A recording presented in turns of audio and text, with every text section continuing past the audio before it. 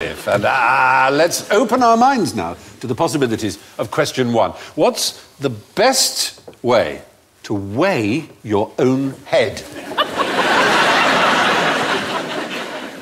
Any thoughts? Well, cut it off, obviously, would be... Yes, but then someone else could weigh it, but you couldn't, you see? That would be the problem. You wouldn't... And the question was... Because you introduced us, and I normally introduce me last. Yeah. It slightly caught me out, and I was applauding myself. Alan Davis! That's what... And I was applauding myself insincerely.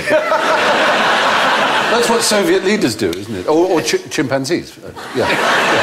One or the other. Yeah. Why would you want to weigh your own head? It's a sort of a boys' thing, isn't it? You can imagine some poor woman married to a scientist and she's at home and she's wormed the dog and fed the children and got everything sorted, and her husband gets home and goes, "Good news, dear, I've weighed my own head." I grant you, it may not seem like the most useful thing to do, but it does employ interesting scientific ideas on which we all depend. Is it that thing that David Frost used to tell that joke for years and years? The, do you want to lose 12 pounds of unsightly fat?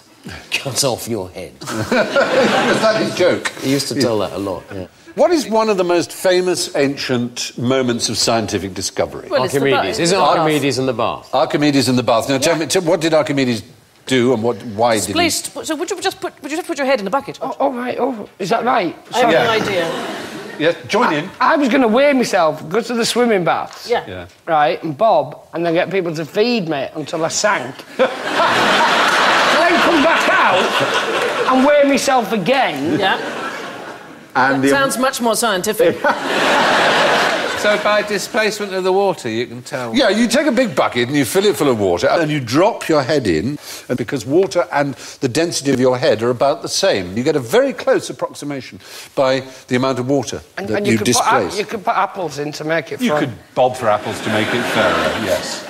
And what did your head weigh when you tried this?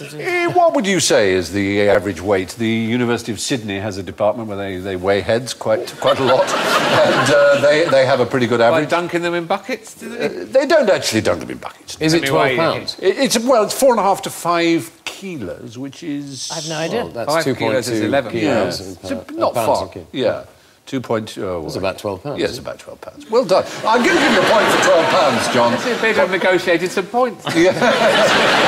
Surely you should give those points to David Frost, who thought of the 12 pounds in the first place. Well, that's true. Or who's If only right he he hadn't did. cut his head off. Yeah. What if you get an air pocket in your ears? A pocket. You know, the air pockets? Yes, but the air cavities are cancelled out. Take your fingers out, you won't hear the answer.